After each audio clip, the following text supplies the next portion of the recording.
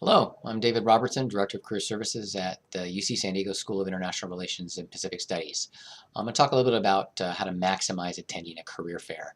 A lot of people don't like attending career fairs because they often leave with negative feelings. They often don't feel like they've been successful, and it's tough. You go to a career fair with a few recruiters and hundreds, thousands of job seekers, and it can feel a little daunting. I think part of it is going in with the right expectations. Rather than going in with the expectation of leaving with a job, go in with the expectation of leaving with one or two or three new recruiter contacts that you've made a positive impression on, and then you can follow up with that then would hopefully lead to a job. So I'm going to talk a little bit about what are the benefits of attending a career fair, a little bit about what to do the day of, preparation, and follow-up as well. So the benefits are obvious, right? Making an opportunity to get a job. But think about some of the other things as well, like gathering information about employers and companies, learning about industries that maybe you weren't familiar with before. It's also a great opportunity to develop relationships with recruiters that you can follow up with.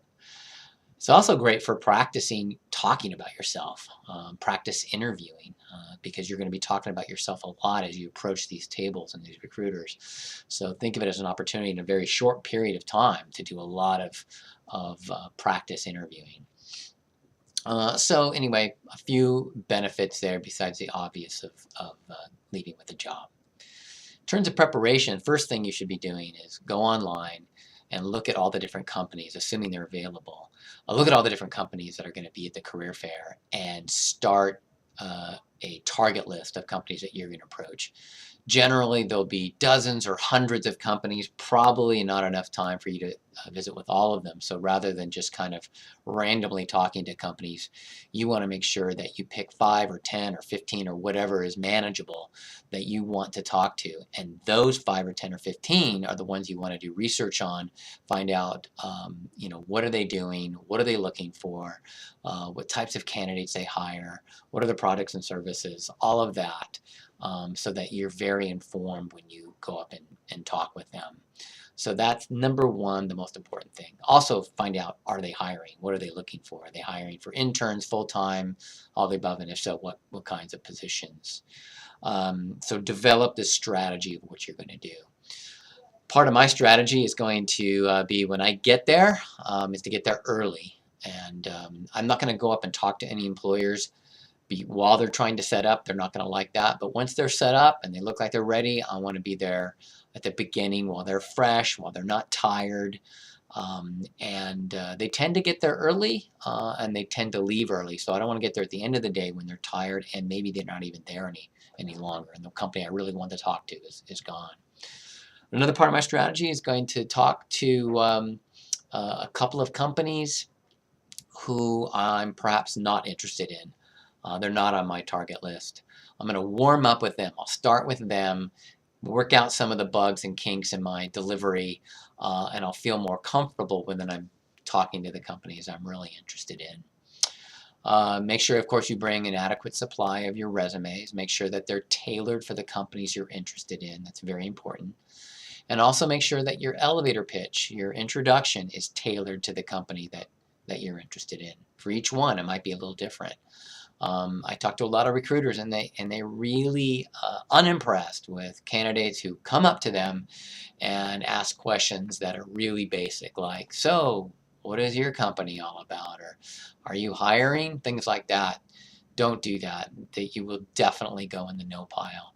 You want to go in having done your research and something like, hi, my name is David Robertson, and I've targeted your company, specifically been interested in for some time.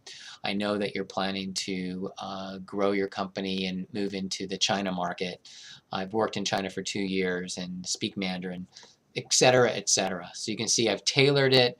I've hopefully piqued their interest, and they're going to be much more impressed with me than the person who doesn't do that kind of research. Also, make sure that you talk in a way that's very positive and very professional.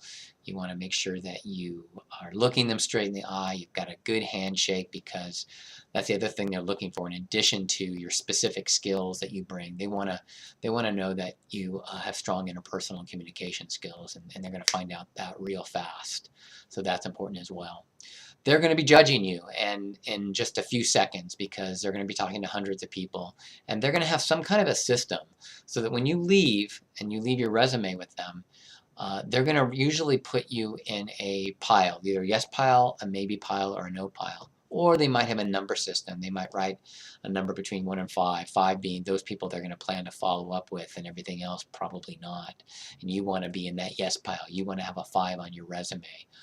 So that's going to happen if you are prepared, if you practice, and you have tailored your materials and your speech to what they're looking for. That will almost guarantee, that positive impression and increase the chances of them following up with you.